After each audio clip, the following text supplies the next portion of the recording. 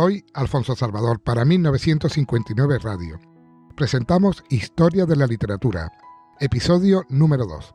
Empezamos. Literatura griega. La épica y la lírica. El pueblo griego poseyó la cultura más rica, original y perfecta de todos los pueblos de la antigüedad. En Grecia especialmente tuvo su origen la especulación racional que llevó a los griegos a plantearse los grandes problemas filosóficos que aún preocupan a los hombres. En el terreno del arte, ellos fueron los creadores de un canon de belleza que eleva sus producciones a la categoría de modelos universal. Por esto, el arte y la literatura de Grecia se les llama clásico, concepto que se extendió más tarde a las creaciones latinas, por haber sido Roma la heredera y difusora del patrimonio cultural griego. Pero, ante todo, Grecia fue la descubridora del hombre, al que consideró como norma suprema y como categoría superior del universo. De ahí la armonía, equilibrio y sobrias limitaciones que caracterizan a las creaciones griegas frente a la grandiosidad, simbolismo y extralimitaciones de las concepciones orientales. La literatura griega, épocas. Lo que se dice en general de la cultura griega ha de entenderse particularmente de su literatura. La perfección lograda por las obras literarias griegas las ha convertido en un modelo estudiado e imitado en todos los tiempos. En este sentido, principalmente, la griega es la primera de las grandes literaturas clásicas. Para su estudio pueden distinguirse en ella 4 épocas. Primero, época arcaica o de formación. Comprende desde los comienzos, no bien definido, hasta las guerras médicas. 500 a.C. Segundo, época clásica o ateniense. Se extiende desde las guerras médicas hasta la muerte de Alejandro Magno en el 323 a.C.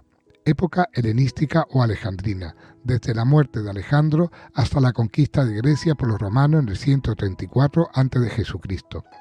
Época grecorromana. Comienza con la toma de Corinto 146 a.C. y se prolonga hasta la extinción del imperio siglo V después de Jesucristo. La influencia de las letras griegas, que se ejerce primero decisivamente en la literatura latina, pervive durante toda la Edad Media y se manifiesta especialmente durante el Renacimiento. Poemas prehoméricos. Nada cierto se sabe acerca de la existencia de una poesía griega prehomérica, pero la tradición y la perfección lograda en grandes poemas homéricos parece confirmarla.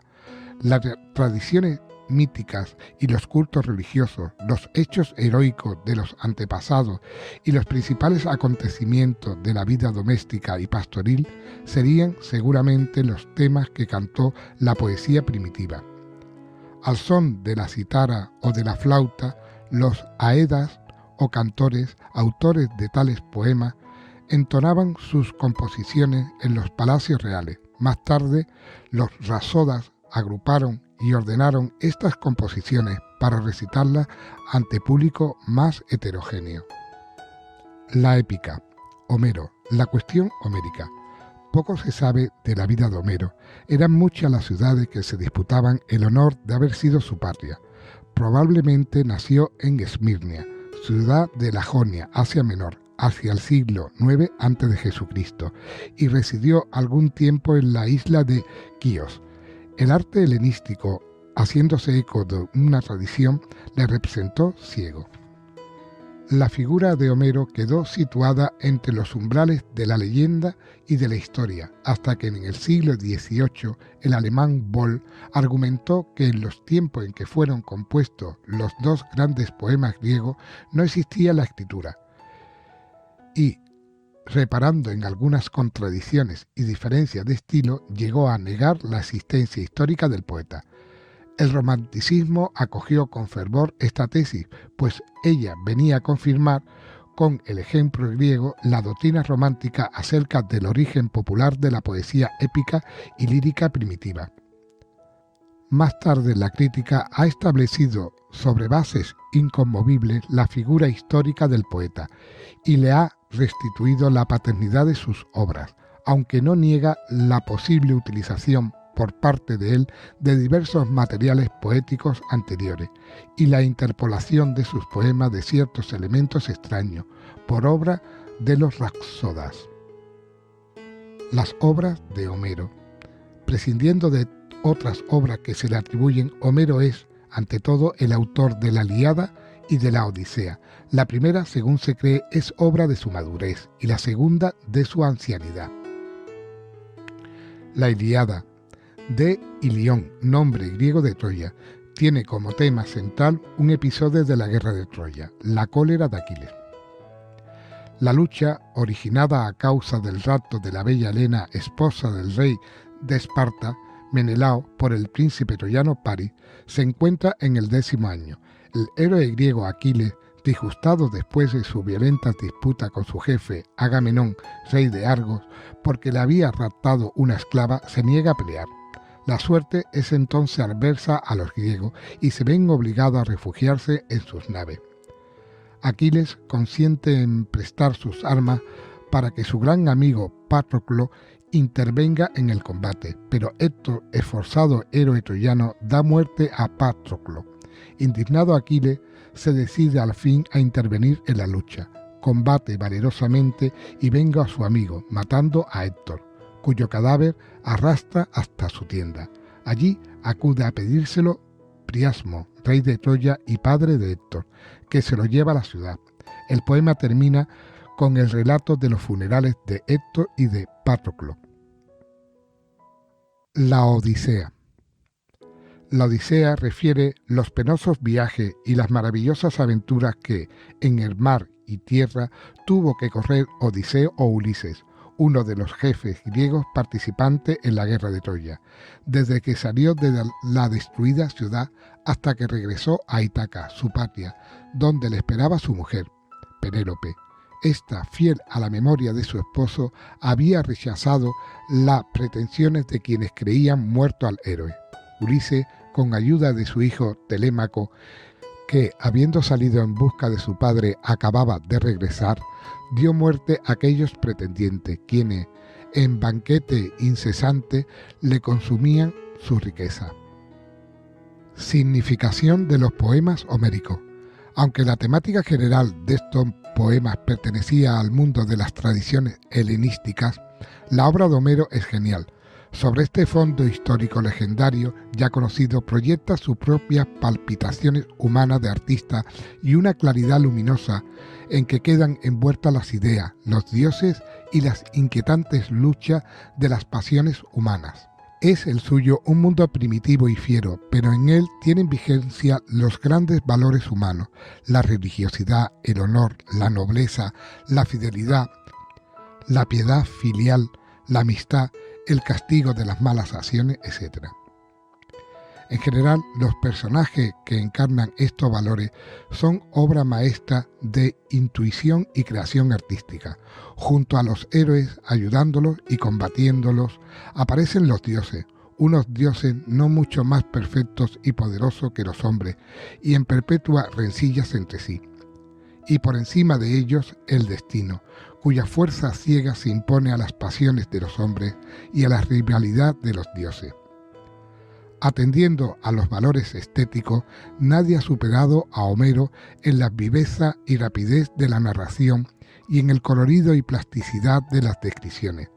Sorprende igualmente en él la belleza insuperable de las comparaciones y la sabia disposición arquitectónica de todos y cada uno de los elementos y recursos poéticos dentro del relato, así como la musicalidad y la perfección del hexámetro griego empleado en sus poemas. Todos estos valores colocan la obra de Homero entre las grandes epopeyas y hace de él uno de los poemas más importantes de todos los tiempos. Hesíodo.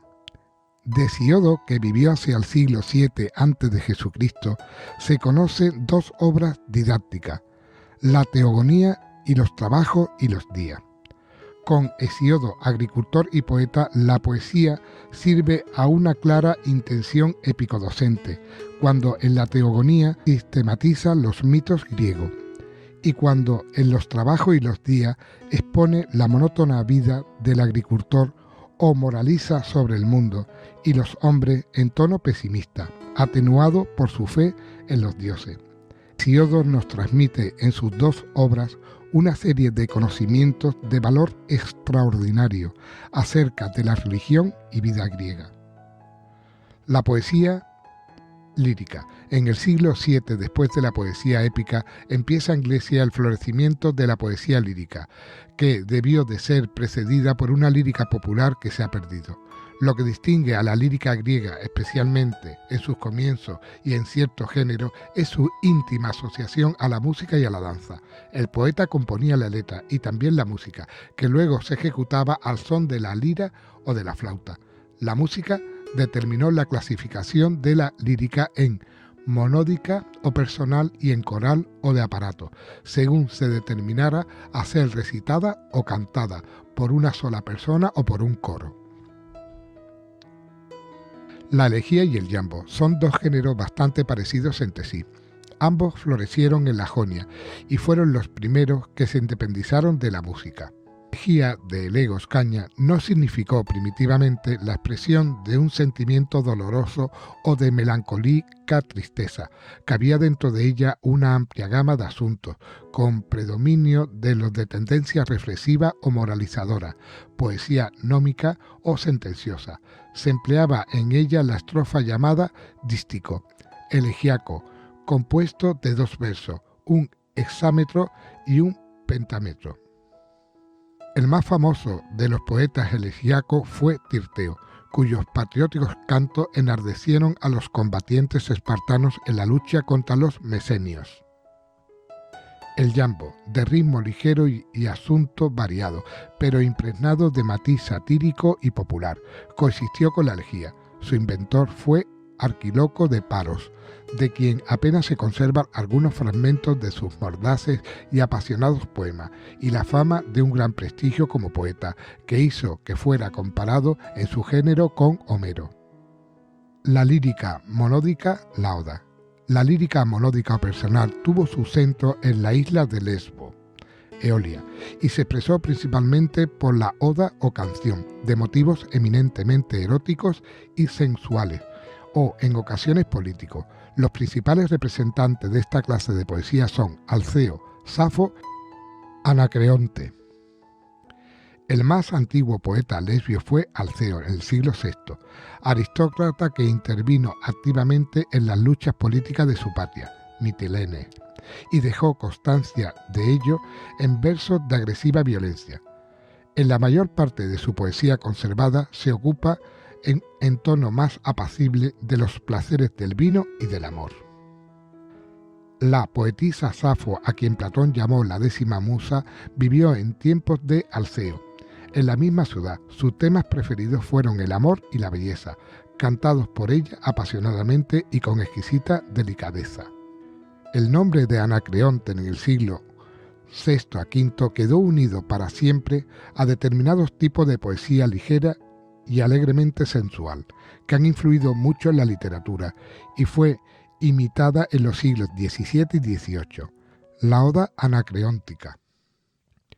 El poeta pasó su vida en diferentes cortes palaciegas, sin otra preocupación que la de alegrar la vida de sus protectores y sin más ambiciones personales que la de gozar y cantar en versos breves y con ritmos sueltos los placeres de la vida, del vino y del amor. La lírica coral.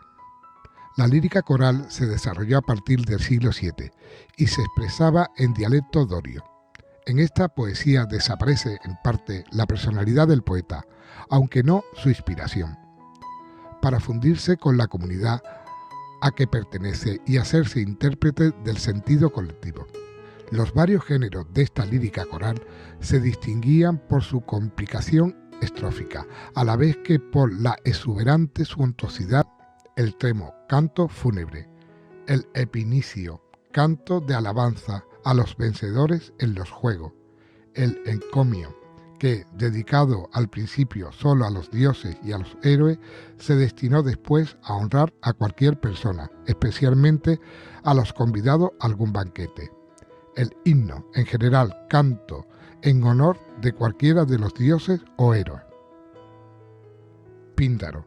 Entre los poetas que se distinguieron en el cultivo de la lírica coral, sobresale Píndaro, a quien la fama ha consagrado como el máximo valor lírico de Grecia. Nació en Cinocéfalo, cerca de Tebas. Vivió en Atenas en el siglo V y tomó parte en las guerras médicas. Su popularidad en vida fue enorme.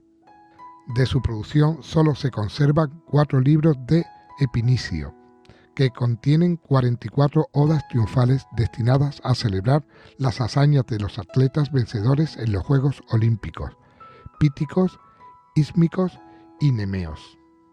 El acierto principal de Píndaro consistió en elevarse de la consideración de las victorias de los atletas a la contemplación de los dioses o a la exaltación de las virtudes de los antepasados del vencedor, dando así a su poema un valor universal y perenne.